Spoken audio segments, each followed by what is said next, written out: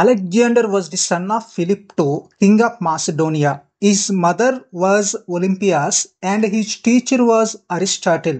Alexander learned geography and philosophy from his teacher.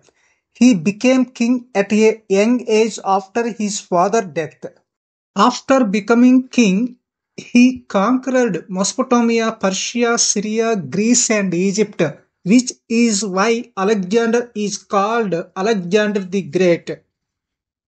Finally, they reached the border of India to conquer India. Alexander was helped by King Ambi of the Taxila region of India.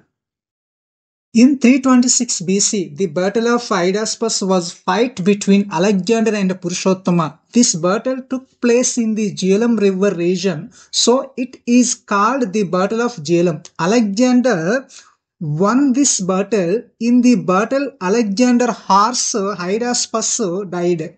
Alexander was impressed by Purushottama's bravery and gave him his kingdom. Alexander died in Babylonia on his way to his homeland in 323 BC at the age of 32.